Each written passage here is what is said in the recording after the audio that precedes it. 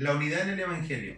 Algo muy deseado por todos los cristianos, pero a veces deseado al precio de confundirlo o de mezclarlo con cosas que no corresponden al Evangelio. Y el apóstol Pablo nos va a enseñar en esta lección de Gálatas capítulo 2, de los versos 1 al 5, que la unidad de la iglesia o la unidad del Evangelio debe ser confirmada por la unidad de la iglesia. Queridos hermanos, bienvenidos. Esto es la Escuela Dominical en la Primera Iglesia de Concepción.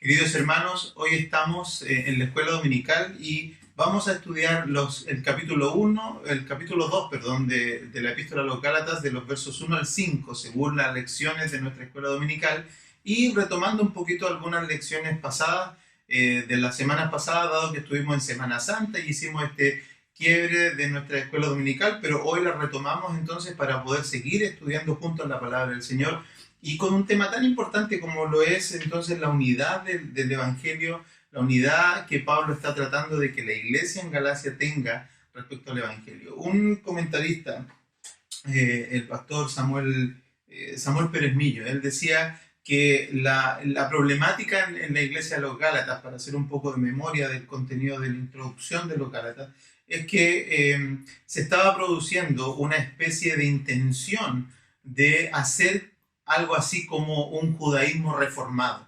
Es decir, la mezcla, la unión entre el cristianismo y el judaísmo era lo que se estaba pretendiendo sobre esta iglesia en Galacia, o las iglesias, digamos, que estaban ahí en este sector. Entonces, ¿cómo es que este cristianismo reformado que postula el pastor Samuel Pérez Millo nos muestra a nosotros esa idea de que la unión entre el evangelio, que era por gracia, más entonces las costumbres de los judíos, o en términos de la alimentación, o en términos de algunos elementos como la circuncisión, estas dos cosas unidas eran la fusión entonces para que alguien pudiera considerarse creer en Jesús, ser salvo por Jesús, pero adoptando estos elementos del judaísmo. A esto es a lo que Pablo está de alguna manera enseñando que no es posible. Pablo está enseñando que no es posible que esas dos cosas se mezclen, y una razón para esto muy potente es que el mismo apóstol Pablo, el remitente o quien escribe esta carta, es una persona que él tiene los dos extremos, y hoy nos va a mostrar algo muy hermoso de eso, porque nos muestra que él tiene todos los extremos. Tiene el extremo de conocer el evangelio de primera fuente por revelación de Jesucristo, pero también tiene el extremo de ser un conocedor, digámoslo así, supremo, un conocedor, digamos, cabal de todo el sistema judaico, de todo el sistema de la ley judaica, y entonces es lo que él tiene y nos muestra para optar o para entregarse al Evangelio de Jesucristo. Es que él tiene los dos elementos muy bien adquiridos. Tiene la revelación de la palabra del Señor por Jesucristo mismo, y tiene entonces todo un conocimiento histórico, todo un bagaje, todo un aprendizaje desde la niñez en el judaísmo. Y al comparar estas dos cosas, él se da cuenta de que no son compatibles y que no las puede mezclar para hacer nuevas personas creyentes en Jesucristo con esto. Entonces, él tiene una autoridad que está respaldada por su conocimiento de la ley, ¿cierto? Nosotros sabemos la escuela que Pablo tiene, sabemos el conocimiento que él tiene, y tiene por otro lado entonces a su haber otro pilar importantísimo y fundamental, que es que él se establece como un apóstol en la misma calidad, se establece como un apóstol con el mismo llamado, un apóstol con la misma revelación que el resto de los apóstoles, entonces, para poder establecer su autoridad en la predicación a la iglesia de los Gálatas. Entonces, por otra parte, dado que uno entiende el peso que Pablo tiene al predicar la palabra, podemos entender el peso que él tiene al observar la debilidad de la iglesia de Galacia. Otro elemento que debemos recordar es que Pablo le está hablando a una iglesia que él la entiende como una iglesia débil, porque se está, de alguna manera, se está desviando. Él dice, tan pronto se desviaron, tan pronto.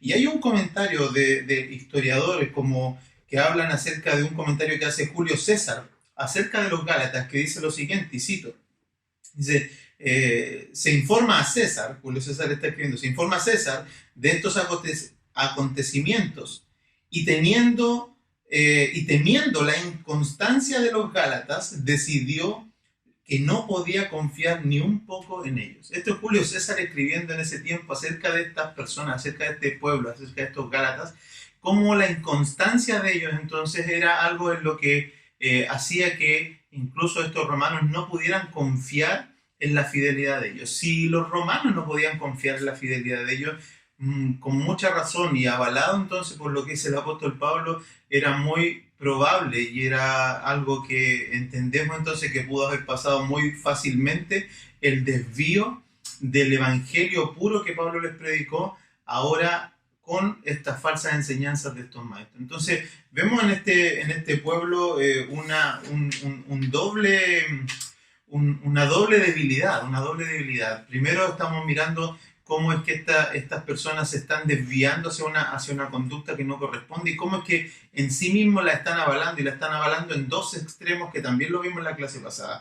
Por una parte, aquí lo que está observando Pablo es que hay una tendencia al legalismo, a la mixtura o a la mezcla del Evangelio de Jesucristo por la gracia con las costumbres judías, y por otro extremo estamos teniendo la debilidad entonces de aquellos que están cayendo en el libertinaje, en el liberalismo, en aquellas cosas que tienen que ver con darle rienda suelta a la carne, dado que por gracia somos salvos, entonces podemos prescindir de cualquier retención de nuestros deseos y nuestras pasiones. Y a esas dos cosas son las que Pablo está atacando en la carta de los Gálatas y lo hace de manera directa. Hay algo que nosotros debemos entender, hermanos, y es que en el tiempo, al inicio del Evangelio, muchas cosas sucedieron con respecto a la manera en que el Evangelio se propagó. Piensen ustedes, recuerden que para ese tiempo las epístolas eran usadas con otro, o las cartas, digamos, comienzan a ser usadas como elementos, como una tecnología, por decirlo de alguna manera, de comunicación que emergió precisamente con la predicación del Evangelio. A veces a nosotros esto no se nos pasa, no lo comprendemos bien, pero debemos entender de que al inicio de la iglesia hubo muchísima expansión en cuanto a las maneras y los modos de la predicación del Evangelio. Y una de ellas fue precisamente no solamente el envío de misioneros a distintos lugares, de distintas personas que comenzaron a predicar la palabra del Señor, sino también el medio, los modos. Y las cartas entonces resultaron en una especie de nueva tecnología, a pesar de que ya existían, ¿no es cierto? Y tenían un uso más quizás coloquial, tenían un uso, digamos, más personal, más familiar, pero empezaron a establecerse como documentos formales también, en donde fueron usados ahora como documentos formales para las iglesias. Y esto nos da a entender de que la misión de Dios, el evangelio o el diseño de como el Señor permitió que el evangelio se propagara, el evangelio produjo o dio paso a formas, dio paso a elementos que permitían comunicar el evangelio. Hay una exposición muy bonita del doctor Martin Lloyd-Jones, creo que es, si no me equivoco, creo que él habla acerca del periodo intertestamentario. No me acuerdo si es Martin Lloyd-Jones o alguno de estos predicadores, pero me parece que sí, que es él. Donde él habla del periodo intertestamentario y él muestra cómo es que el Evangelio llegó en el momento preciso a nuestras vidas, o en ese tiempo llegó el momento preciso. ¿Por qué? Porque la población mundial estaba helenizada, es decir, tenían el idioma griego como un idioma común, porque en el Imperio Romano se establecieron las carreteras entonces y se produjo las dos cosas propicias, que fue la unificación de un lenguaje y el avance tecnológico en términos de carreteras y de vías para poder recorrer aquellos lugares. Entonces se muestra cómo es que el Evangelio llega en un momento preciso, diseñado por Dios, donde todos hablaban la misma lengua, donde todos conocían un idioma común y donde había comodidades, digamos, para moverse. En ese tiempo llega el Evangelio. Y entonces uno va viendo cómo es que el Señor va usando los tiempos para que nosotros podamos entonces ver que Él usa los tiempos, usa los modos, usa las tecnologías disponibles en el minuto para que el Evangelio corra. Algo de eso estamos viendo hoy. Pero nosotros no debemos cuidar una cosa, que aunque las tecnologías y los modos sean dadas a la iglesia, que aunque las maneras de la predicación o que unos vayan a un lugar y otros vayan a otro, algunos atiendan a cierto grupo y otros atiendan a otros grupos, es que la misión de Dios a nosotros nos da, por ejemplo, la palabra. El diseño de Dios, el Evangelio, es lo que produjo que esto se pudiera escribir para que nosotros lo tuviéramos ordenado. Pero que no es a partir de la Biblia en que nosotros tenemos una misión. Y esta es la confusión de muchas personas que tienen, que vio el apóstol Pablo también en los Gálatas, donde las personas estaban pretendiendo que su forma de predicación le daba origen a la misión que ellos tenían. ¿Sí? Por ejemplo, vamos a hablar de los judaizantes. Los mismos judaizantes, ellos pretendían entonces que su forma, que lo que ellos estaban entendiendo culturalmente, le daba forma a la misión de Dios, que era la predicación del Evangelio. Y eso no es así. Eso no es así. La misión de Dios produce cosas como, por ejemplo, una Biblia, produce cosas como las misiones, produce cosas como ministerio, produce incluso ministros, prepara y equipa ministros, como lo vamos a ver con el apóstol Pablo, pero no es a la inversa. Los ministros no producen la misión de Dios, los modos no producen las misiones de Dios, las iglesias incluso, las denominaciones no producen en la misión de Dios. Es Dios quien produce la misión y Él, a través de su misión, entonces permite que elementos se den para la predicación del Evangelio. Pablo no está en desacuerdo con las formas, Pablo está en desacuerdo con está en desacuerdo con hacer que estas formas sobrepasen a la misión de Dios. Dios quiere que seamos salvos y que conozcamos su salvación por gracia. Y Él no quiere que la mezclemos con ninguna cosa, y es lo que Pablo está diciendo. Entonces, esto nosotros lo vemos, hermanos, en dos dimensiones. Y quiero que usted, para poner ejemplos claros respecto a cómo es que estoy diciendo algo que quizás pudiera ser complejo de entender, como decir que la misión de Dios produjo una Biblia y no la Biblia produjo una misión. Entendámoslo de esta manera. Por ejemplo, en la dinámica de algunas iglesias donde el énfasis está en las promesas, en la dedicación de las personas, o la dedicación o hacer votos, o hacer promesas, o hacer pactos, cuando la intención, ¿no es cierto?, cuando descansa la salvación de las personas, cuando la estabilidad emocional de las personas descansa sobre eso, cuando la salud de las personas descansa sobre esos elementos, entonces esas personas están viviendo esclavas de una especie de judaísmo moderno.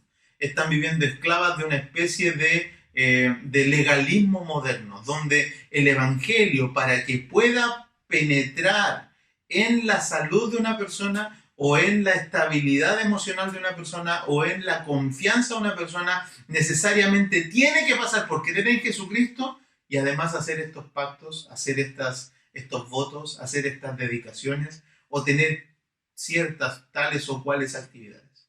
Si eso es así, es que entonces estamos en ese modelo donde la misión produce, los modos, los elementos producen una misión que es la de Dios. Y tenemos entonces al hombre ayudando al Evangelio de Dios. Y eso lo vemos en este tiempo moderno, pero también lo vemos de otra manera. Cuando iglesias, por ejemplo, y esto puede ser muy atingente a lo que Pablo nos está diciendo en Gálatas, cuando iglesias, por ejemplo, adoptan dentro de sus cultos la idea de traer de nuevo el judaísmo dentro de sus iglesias. Y usted y yo hemos visto cómo a veces hay iglesias donde el énfasis, ¿no es cierto?, en las costumbres judías, de traer costumbres judías a las iglesias o a las familias, de traer, por ejemplo, donde a veces vemos en culto el arca del pacto y se trae, y es un elemento muy bonito, un elemento, ¿no es cierto?, que iglesias lo hacen para llamar la atención de las personas, pero cuando se hace como una obra, cuando se hace como, no sé, algún elemento conmemorativo, probablemente no es tanto problema, pero cuando el arca es adorada dentro, entonces se establece como un elemento de culto, es que estamos trayendo de nuevo el judaísmo mezclándolo con el evangelio. El uso de elementos como judíos, como el arca, como no sé, como los elementos como un chofar, como cualquier cosa de esas que tienen que ver con la tendencia o con el sistema judío de vivir el evangelio, de vivir la religión, mezcladas con el Evangelio, son cosas a las que no las queremos demonizar, pero les tenemos que poner atención. Tenemos que preguntarnos por qué estamos haciendo esas cosas. Tenemos que ser conscientes de que ahí hay un peligro. Es decir, no las demonizamos, yo no tendría problema. De hecho, un profesor nuestro de griego, cuando a veces estamos en clase, él para distender un poco, saca un chofar que tiene en su escritorio, que tiene en su casa, y lo empieza a tocar y nosotros por las pantallas ahora en este tiempo lo escuchamos como toca su chofar. Es decir, no estamos demonizando un chofar, no estamos demonizando un instrumento, no estamos demonizando el que haya un arca, pero debemos ser conscientes de qué está produciendo ese elemento en nosotros o en nuestros cultos. Pablo está tratando de entender eso, Pablo está tratando de dilucidar eso, y Pablo se da cuenta que en el caso de la iglesia de Gálatas, el asunto de la circuncisión es un tema que no es simplemente un adorno, ni tampoco es algo que se está recordando, sino que es algo que se está metiendo en el corazón, que se está fusionando con el Evangelio, y desde ahí entonces su intransigencia a no aceptarlo. Entonces, como digo, estos elementos, como incluso las promesas, como la dedicación, a veces nosotros en nuestros cultos tenemos a personas que vienen al altar y lloran en el altar, ¿no es cierto? Y se entregan su vida y como que rededican su vida en el altar cuando la palabra del Señor les toca. No estamos en desacuerdo con eso. Lo que sí estamos en desacuerdo es que las personas vean eso como el objeto de su salvación. Es decir, cuando alguien, digamos, depende de pasar al altar, de ser tocado de esa manera para sentirse salvo, eso es algo que nosotros no creemos. Sin embargo, sí creemos en el aspecto cuando, por ejemplo, alguna persona, por hacer una expresión pública, ¿no es cierto?, por hacer una manifestación pública de lo que está sintiendo internamente, él va adelante y llora, y eso es una muestra de agradecimiento al Señor, que luego más tarde se confirma con sus actos y su cambio de vida, nosotros glorificamos al Señor.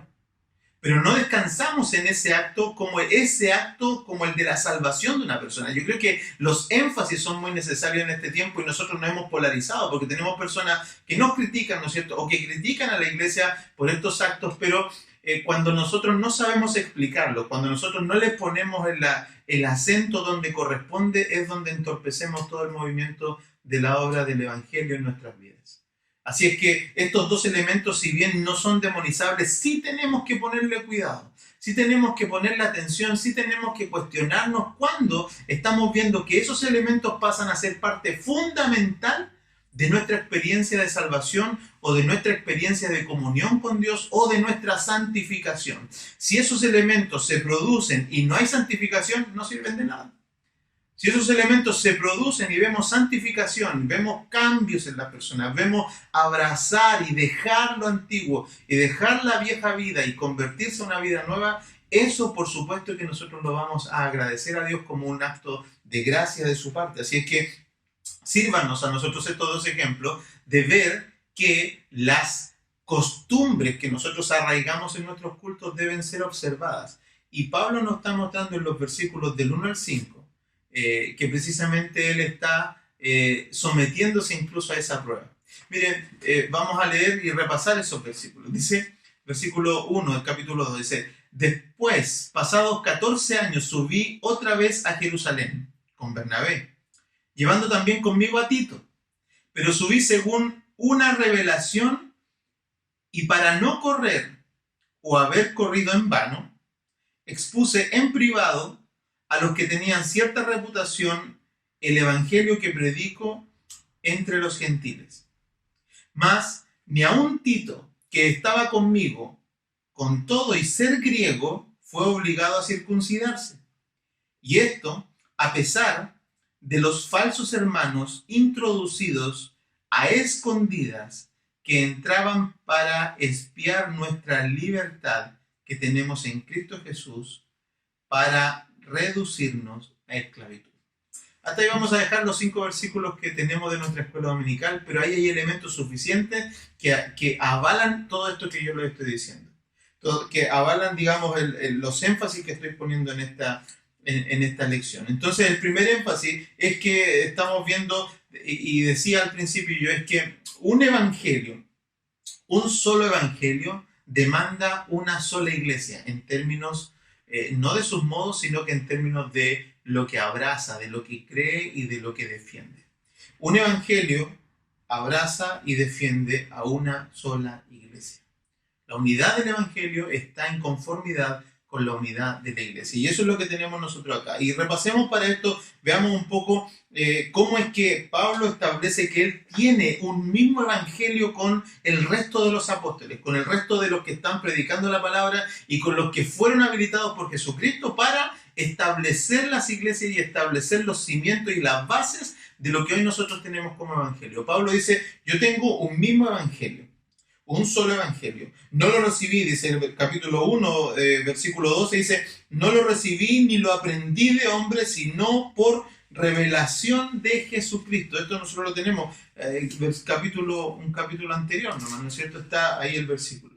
Capítulo 1, versículo 12. Pues yo ni lo recibí, ni lo aprendí de hombre alguno, sino por revelación de Jesucristo. Y esto es algo importante porque este versículo, bueno, en algún minuto lo he entendido y por gracia del Señor lo he visto otras veces también predicado y lamentablemente algunas veces lo he visto predicado con el énfasis en la revelación. Es decir, yo lo que tengo es un evangelio, digamos, recibido, es un evangelio que es por revelación, no es por la... Y se hace de inmediato el contraste malo con la letra. Yo no lo estudio, yo lo recibí por revelación.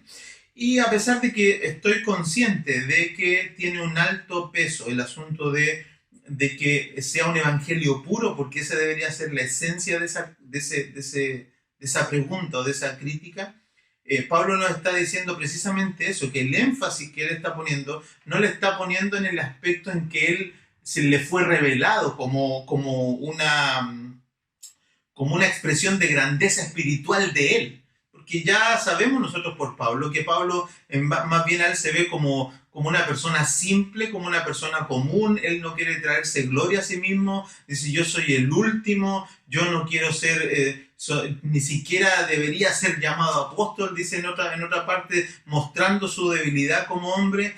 A él le basta la gracia de Dios, él tiene por basura todo lo que ha sido en su vida antigua. Él no está entonces argumentando aquí es que, oigan, miren, yo recibí el evangelio por revelación, a mí nadie me lo contó, yo lo recibí de arriba. No es el énfasis, no es el énfasis la grandeza espiritual, no es el énfasis la grandeza de estas personas, sino tendríamos que despreciar a tantos eruditos, tantas personas que han sido maestros de la palabra, que nos han enseñado tanto, y tendríamos que incluso despreciar a Martín Lutero como una persona en la que en verdad él recibió el evangelio estudiado. Él nadie se lo reveló, él lo único que hizo fue batallar con el texto, fue batallar con la palabra, fue batallar con lo que ahí estaba escrito, hasta que tuvo claridad del Espíritu Santo para entender entonces que su libertad en Cristo era por gracia, por fe. Si eso fuera así, tendríamos que desestimar a un montón de personas que han bendecido a la iglesia con sus estudios. Tendríamos que desestimar a Martín Lutero y a todos los reformadores, y antes de ellos también a muchas personas que trabajaron en la palabra con precisión. Entonces decimos, Pablo no necesita hacer énfasis en la gran elocuencia o en el aspecto de superioridad espiritual. Pablo lo que está afirmando es que él tiene unidad en el evangelio por causa de que el evangelio que él ahora dice que expuso a estos apóstoles también para que ellos entendieran cómo él entendía el evangelio, para mostrarles a ellos cómo él entendía el evangelio. Él no lo recibió, ni se lo contaron, ni se lo enseñó persona alguna, y va a dar evidencias de eso. Entonces, ¿qué está diciendo Pablo cuando dice, yo no lo recibí de hombre, sino de Jesucristo? Está diciendo, hermanos, tengan confianza y véanme entonces como una autoridad igual a del resto de los apóstoles, por cuanto este evangelio, la comprensión que yo le estoy dando de la salvación, la comprensión que le estoy dando de la cruz, de Jesucristo, de la resurrección, de la salvación venidera, es igual a la que tienen el resto de los apóstoles. Es igual. Más adelante nos va a contar Pablo que él va a decir, no me aportaron nada nuevo, sino que entendimos lo mismo y estábamos en comunión. Por eso es que lo único que probablemente le hicieron fue una indicación que él ya también la tenía de la ayuda a los pobres. Pero en términos del evangelio, Pablo está diciendo, yo no recibí el evangelio de nadie de nadie, sino que ustedes van a contrastar mi evangelio, mi predicación, y es igual a la de los apóstoles. La coincidencia y la unidad del mismo mensaje con el resto de los apóstoles. Pablo está argumentando eso. Por eso es que él puede decir tiene un mismo evangelio. Tiene un mismo evangelio con el resto de los apóstoles. Ahora, ¿qué elementos avalan la predicación y el ministerio de Pablo? ¿Cuáles son los elementos? Primero, yo quiero establecer solamente, creo que 2 o 3 elementos. 3 elementos que nos muestran entonces y avalan el ministerio del apóstol Pablo. El primero de ellos es entonces que lo avala su pasado. Su pasado lo avala y lo tenemos nosotros en los versos 13 y 14 del capítulo 1, que es bueno volver atrás porque así podemos entender mejor esta enseñanza de hoy. Pero lo avala su pasado. Él que era un perseguidor de la iglesia, lo muestra el versículo 13, y él además tenía celo por lo que él creía. Es decir, Pablo no era una persona simple, él sabe de lo que está hablando en cuanto al judaísmo. Entonces él dice que no solamente tiene celo, sino que era perseguidor de causas contrarias al judaísmo. Y ahí tenemos los aspectos de su pasado en el verso 13 y 14. Pero lo segundo es cómo recibe el evangelio. Y ahora nos va a dar un detalle de esta idea que él hace en el verso 12, donde él dice que lo recibe de Jesucristo. Ahora nos da un poquito más de zoom, hace un doble clic y nos muestra cómo es que recibe el evangelio. Y al menos 2 cosas que podemos destacar de esto es que él se aparta o es apartado desde el vientre de su madre. Él muestra cómo es que entiende ahora que Dios a él lo apartó. Y esto es algo tan hermoso, hermanos, porque uno se puede preguntar cómo es que Dios apartó, o cómo es que Pablo puede decir, siendo tan malo, llego a la conclusión, habiendo sido tan malo, llego a la conclusión de que había sido apartado por Dios. Y creo que eso es algo que a nosotros debe ayudarnos a tener esperanza y a tener gozo cuando somos llamados al Evangelio, porque muchos de nosotros tenemos la experiencia de ser personas malas, de tener pasados oscuros, de tener pasados terribles. Sin embargo, el apóstol Pablo dice que simplemente, no simplemente siendo una persona mala, sino que siendo una persona perseguidora de la iglesia, ahora se da cuenta que todo su pasado es usado por Dios para su causa. Y esa es la historia que muchos de nosotros también tenemos que contar. Usted, hermano, que ha tenido pasado, ¿no es cierto?, que ha batallado, ¿no es cierto?, con dificultades en el pasado, y ahora usted se ve en el Evangelio y usted dice, quizás yo no soy para este camino. Tenga confianza porque Dios nos ha llamado y nos ha traído a nosotros, a pesar de nuestros errores, a pesar de nuestra negligencia, a pesar incluso de nuestro deseo de no amarle, Dios nos ha traído. Y lo muestra en el apóstol Pablo con el ejemplo extremo. Es decir, si Dios es capaz de llamar a un perseguidor, no va a llamar a una pobre y triste persona como nosotros. Él tiene el poder, Él tiene la capacidad y además Él tiene el deseo y se deleita en hacer misericordia. Y ahí vemos un aspecto entonces donde el apóstol declara y muestra, dice que yo fui apartado desde el vientre de mi madre, y vemos el aspecto de la elección que Dios hace de esta persona.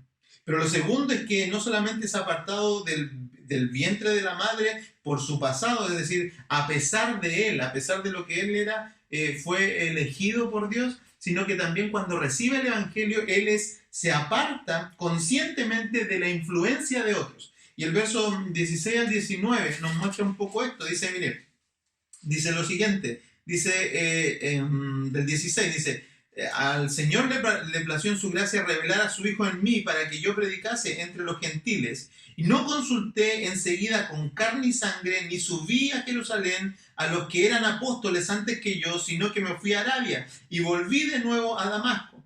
Después, pasados 3 años, subí a Jerusalén para ver a Pedro y permanecí con él 15 días, pero no vi a ningún otro de los apóstoles, sino a Jacobo, el hermano del Señor.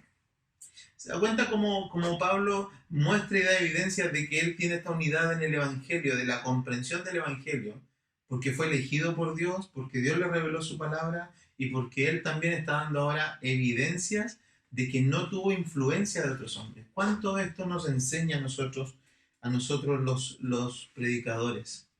Y permítanme hacer esta aplicación a este tiempo en términos de esto. Y es que a veces nosotros tenemos hoy en este tiempo, y lo digo incluso los que de alguna manera estudiamos la palabra, la tentación rápida a veces de consultar fuentes, de consultar documentos, de basar nuestras predicaciones en los comentarios de otras personas. Pero hay un ejercicio tan bonito que yo no digo que no lo haga, yo lo hago, consulto comentarios y consulto, digamos, literatura a veces para poder complementar lo que estoy pensando. Pero hay un ejercicio que hago primero y que lo aprendí a hacer hace un tiempo, y es el hecho de primero enfrentarme a la Biblia solo, enfrentarme a la lectura sola. De hecho, tengo una Biblia, tengo varias Biblias, pero una de las que más me gusta es aquellas Biblias que no tiene comentarios, que no tiene estudios abajo, que no tiene cosas distractoras, sino que tiene solamente el escrito, la palabra, y que la puedo leer y la puedo meditar y puedo reflexionar en ella. Pablo dice que él estuvo 3 años antes de volver y hacer algo con lo que él había recibido. Y a veces nosotros no pasamos ni 2 minutos a solas con el Señor y ya queremos hacer algo y queremos predicar, no pasamos ni en nosotros los jóvenes más aún. A veces, digamos, falta de cuidado hay en esto, de no meditar, de no pensar. Yo creo que esos 3 años no fue que Pablo estudió porque no tenía ningún libro para estudiar del Evangelio. Probablemente lo que él hizo junto con el Señor, que el Señor le fue mostrando y el Espíritu Santo nos va revelando. ¿A cuántos de nuestros pastores las revelaciones que nos han enseñado, las cosas que nos han enseñado de la palabra, han provenido de la iluminación del Espíritu Santo en soledad?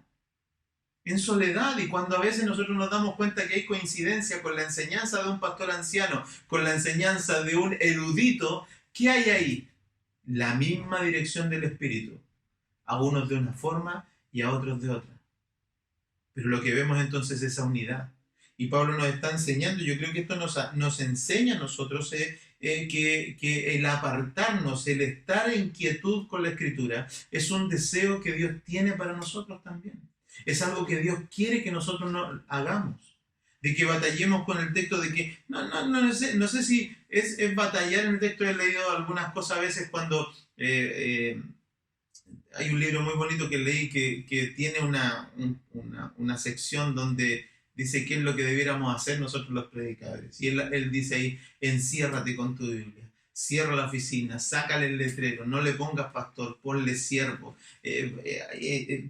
batalla con el texto, llora con el texto, hasta que el Espíritu Santo te muestre lo que ahí estaba queriendo decir. Ayúdate. Y después de eso, solo después de eso, dice este libro, sal y predica la palabra del Señor.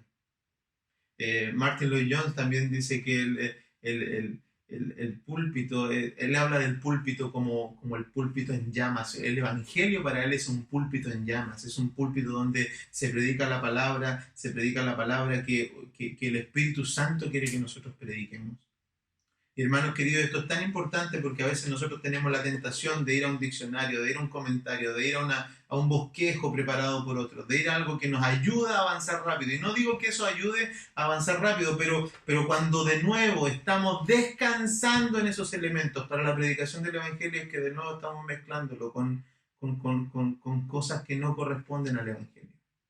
El Evangelio, Pablo dice que él lo predica y se apartó de las personas para luego comprobar que lo que él comprendía en el Evangelio no tenía influencia de nadie. ¡Qué hermoso es! Y yo he tenido, gracias al Señor, esta experiencia en algunas oportunidades, de cosas que he meditado en la soledad de la oración, he meditado en la soledad de mi casa. De repente las compruebo cuando otro pastor, mucho más experto que yo, con mucha más experiencia que yo, las predica, las habla, y está diciendo las mismas cosas. Ahí nosotros podemos decir que a veces el citar al autor de eso tendríamos que citar al Espíritu Santo, porque no fue ni él ni fui yo, no fue ni él ni la otra persona, no fue alguien de más atrás, sino que ha sido el Espíritu Santo que de generación en generación nos ha mostrado su palabra, y la sigue haciendo y lo sigue haciendo hoy. Así es que ese es el segundo elemento, que el apóstol Pablo es separado desde el principio, también se aparta de la influencia de otras personas, pero lo último que muestra este aspecto del apóstol Pablo es precisamente el resultado de su ministerio, porque aquí lo que más nos debiera a nosotros llamar la atención es que, fíjese cómo es, apartado del vientre, apartado de la influencia de las personas, pero con un resultado que es igual al del resto de los apóstoles en ese tiempo. ¿Cuál es el resultado? Versículo 22, versículo 24, perdón. Dice que él se dedicó a predicar el evangelio no donde había iglesias cristianas, sino que se dedicó a predicar probablemente en las sinagogas. Y dice el verso 23, solamente oían decir: aquel que en otro tiempo nos perseguía, ahora predica la fe que en otro tiempo asolaba. Y glorificaban a Dios en mí.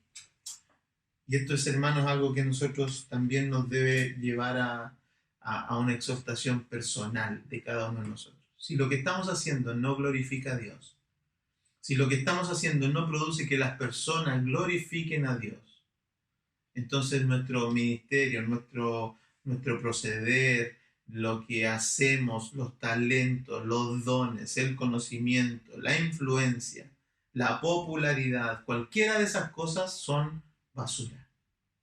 Si lo que no están haciendo es producir que cuando alguien las vea glorifique a Dios, entonces es basura. Pablo está diciendo que la razón por la que él afirma su ministerio es precisamente por estas dos cosas.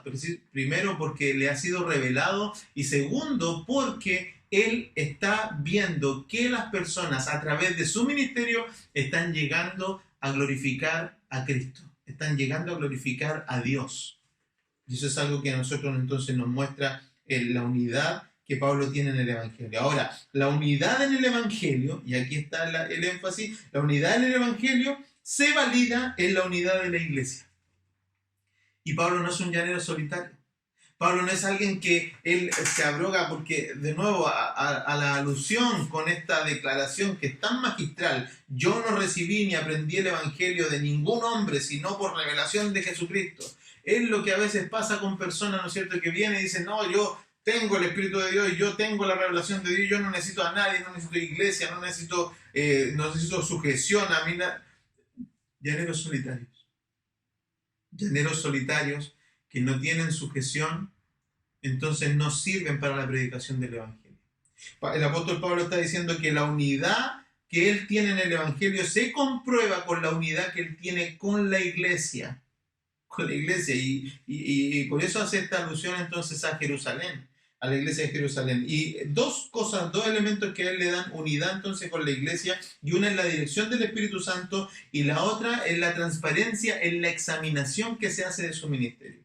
La primera entonces, versículo 1, dice, versículo 1 y 2, dice que él es dirigido por el Espíritu Santo. Dice: después, pasados 14 años, subí otra vez a Jerusalén con Bernabé, llevando también conmigo a Tito, pero subí según una revelación, y para no correr, o para no haber corrido en vano, expuse en privado lo que yo predicaba a los que tenían cierta reputación. Y de nuevo, wow, porque después de 14 años de ministerio, después de ya él haber comprobado que tenía la revelación del Señor, después de 14 años de trabajar, él dice que él ahora recién, por dirección del Espíritu, se somete y sube a Jerusalén para ser examinado. Cuánta mansedumbre en un hombre de Dios.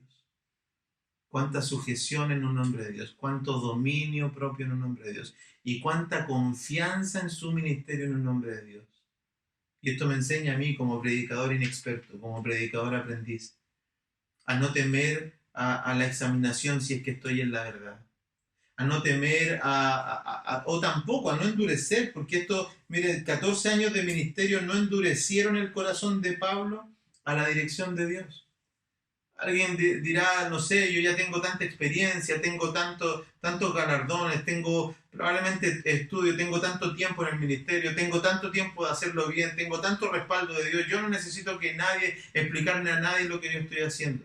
Y a veces es necesario, la unidad del Evangelio demanda la unidad también de la iglesia, demanda que demos cuenta, demanda que yo me someta a la examinación de mis autoridades, demanda que me someta a la dirección total de la iglesia, demanda que yo sea sumiso a la posibilidad de que alguien esté observando que estoy en un error. ¿Por qué no? ¿Por qué no? ¿Por qué yo no podría cometer un error? ¿Por qué yo no me podría estar desalineando? Por supuesto que eso tenemos que comprobarlo, tenemos que verlo con la palabra, pero Pablo está diciendo, miren, después de pasados 14 años subí a Jerusalén con Bernabé y llevé testigos de lo que estaba pasando para mostrar lo que nosotros estábamos haciendo, el ministerio que estábamos llevando.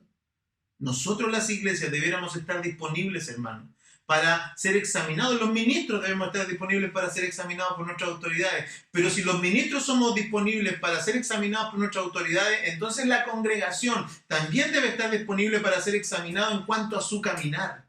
¿Cuántas personas tenemos en nuestras iglesias que no se les puede decir nada de la manera en que están creyendo en el Evangelio? ¿Cuántas personas hay en nuestras iglesias que no les podemos decir nada respecto a su caminar, al modo que están ejercitando su fe, a su falta de criterio, a su falta de piedad o a su falta, ¿no es cierto?, cuando uno los examina y los ve que en verdad no tienen una vida devocional, cuando no lo están haciendo bien con la Escritura, cuando tienen malas interpretaciones, cuando están escuchando a personas que no corresponden, pero no se les puede corregir. Porque ellos, ¿cuál es su argumento? Yo llevo mucho tiempo en el Evangelio. ¿Cuál es su argumento? Yo conozco cómo funciona el Evangelio. ¿Cuál es su argumento? Es que yo lo recibí, no de estudio, pues pastor. Yo lo recibí del Espíritu. ¿Cómo me va a venir a enseñar a usted? Y Pablo nos está enseñando una lección de humildad. Pablo nos está diciendo que él, no importa cuánto tiempo tenga, si lo que él quiere entonces mostrar y defender el Evangelio en la iglesia de los Gálatas, si para defender el Evangelio en la iglesia de los Gálatas él debe someterse a una examinación, lo hace. Para luego volver con más fuerza, con evidencia, a decir lo que yo estoy predicando es verdad y deben obedecerlo. Hermanos, nosotros no debemos caer en el endurecimiento de corazón de decir yo ya estoy completo, yo no necesito examinación. Todos necesitamos examinación. No hay nadie infalible en esta vida, de este lado del sol al menos, que pueda decir que no necesita examinación.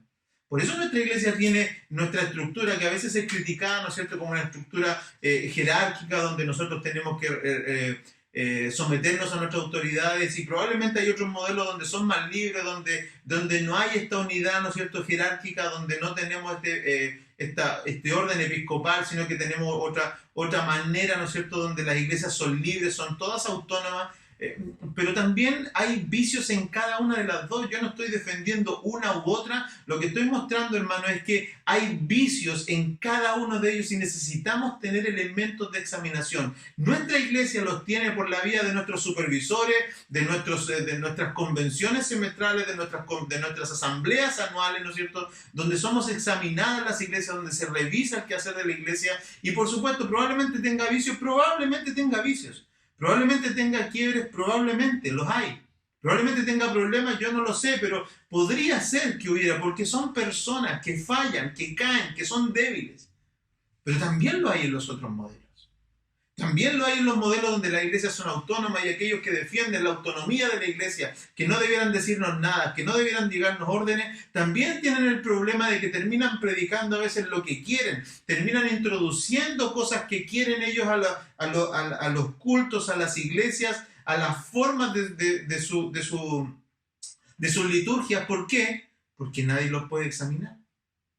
Entonces tenemos que comprender que no es el modelo lo que defendemos, sino que lo que defendemos es lo que Pablo está mostrando aquí como un ejemplo de humildad a la examinación. Debemos saber que debemos desconfiar de nosotros, siempre. Siempre debemos desconfiar de nosotros, hermanos. Nunca confiemos en nosotros más que lo que debemos confiar en la Escritura. Del primero que debiéramos desconfiar cuando estamos en una complicación es de nosotros. Por eso que quizá el apóstol Pablo o en la Escritura se diga, ¿no es cierto?, que considerémonos a nosotros siempre como menores frente a nuestros hermanos, pero también frente a nuestra capacidad o a nuestra expertise o a nuestra pericia con la palabra del Señor. Yo debiera dudar de mí primero. Y eso es lo que intentamos hacer. Y entonces lo primero que establece Pablo es que él se somete a la examinación, pero lo segundo es que tiene transparencia en el examen, y esta es la transparencia con la que Pablo me encanta como lo muestra, porque nos da entonces a nosotros un ejemplo de que Pablo también lo hace como un elemento para probar que lo que los judaizantes están haciendo es un error. Pedir a la iglesia que se circuncidara, que siguiera ciertos ritos de alimentación, era un error, y lo prueba con haber llevado a Tito con él a Jerusalén. Lo primero que Pablo dice: miren, yo cuando fui para allá le expuse el evangelio a las personas, a los que estaban ahí, y más adelante nos va a decir, ¿no es cierto?, nos va a mencionar a los apóstoles con los que él estuvo. Pero lo segundo que dice: yo les expliqué el evangelio, y más adelante va a decir, no tuve ninguna contradicción de ellos respecto a lo que predico. Pero lo segundo es que fui con Tito. Fui a Jerusalén con Tito. Y cuando estuve allá con él, y como Tito estaba conmigo, dice el versículo 3, más ni aun Tito, que estaba conmigo, con todo y ser griego, fue obligado a circuncidarse.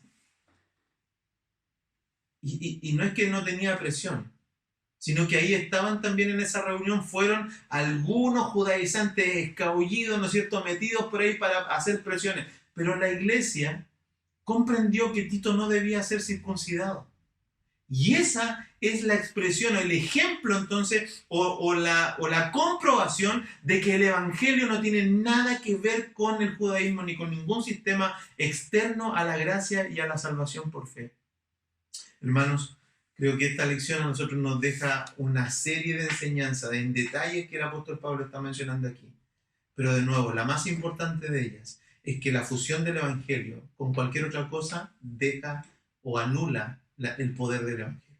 El evangelio de Dios es poder y potencia, en tanto que se mantiene la pureza de la salvación por gracia y la salvación por fe.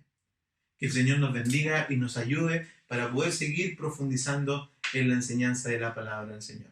Dios les bendiga y nos vemos en la próxima escuela dominical.